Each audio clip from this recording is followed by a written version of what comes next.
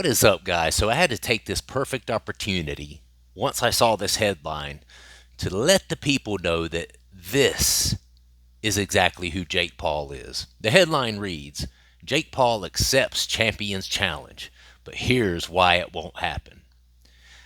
I'm not going to read the whole article, but I will summarize.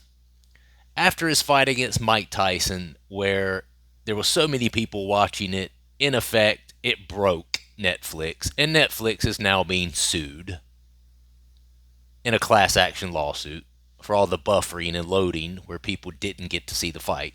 Let's just start with that. Now, Jake Paul is claiming that Daniel Dubois, current heavyweight IBF champion who just recently knocked out one of the biggest names in boxing, Anthony Joshua, has called out Jake Paul, has DM'd Jake Paul, challenging him to the fight.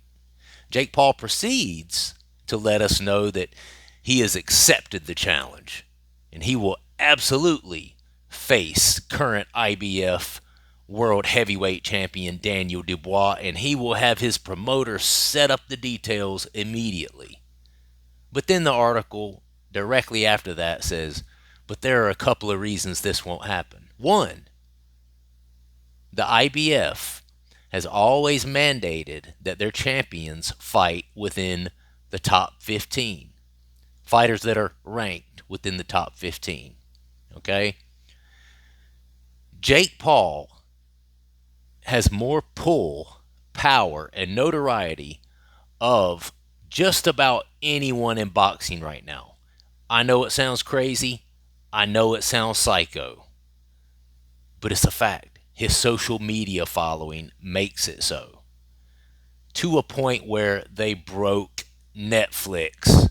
So many people trying to see this kid get knocked out. Okay? So, although the IBF may traditionally have rules that prevents championship boxers to fighting outside of the top 15 ranked guys, rules are meant to be broken. And Jake Paul and his promotional company, MVP, absolutely seem to mostly get what they want. They seem to write their own script. They seem to write their own narratives. And I have a hard time believing that if they wanted to throw all of their resources at this and get the Daniel Dubois fight, I have this little inkling down in my bones that they could make that happen. Jake Paul, if he wanted this fight, would be ranked number 14 tomorrow. Okay? This kid gets what he wants, and he has the power to get what he wants because he brings the numbers to prove that he should get what he wants. Because anyone who does what he wants is bound to make a shit ton of money. So now you're telling me the IBF doesn't want to make a shit ton of money? I don't believe you. The IBF loves money just like any other organization loves money. Okay? And I'm here to tell you that if Jake Paul truly wanted that fight, he would push for that fight. And when he pushed, IBF would bend the rules for Jake Paul. I understand it's not within their tradition. They only allow their champions to fight top 15 ranked opponents. But Jake Paul is not a traditional boxer now, is he? Times are changing. Rules are meant to be broken.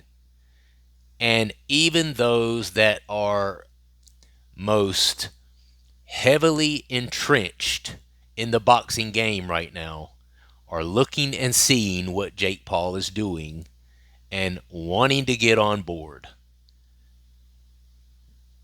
That's why everybody, including current and former boxer and boxing champions, are challenging this guy. Why do you think that's happening? They see it. They see the numbers. They see that Netflix literally broke because there's so many people trying to watch this guy fight.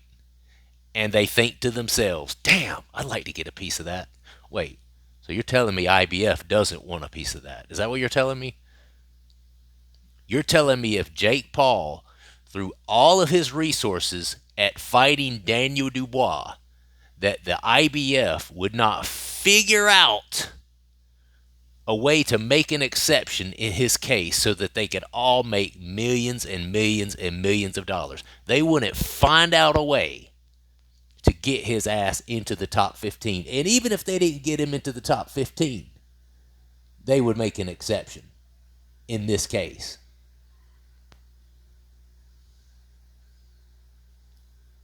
I'm here to tell you the reason this fight is not happening has nothing to do with IBF and their traditional rules, and way more to do with Jake Paul writing his own narrative.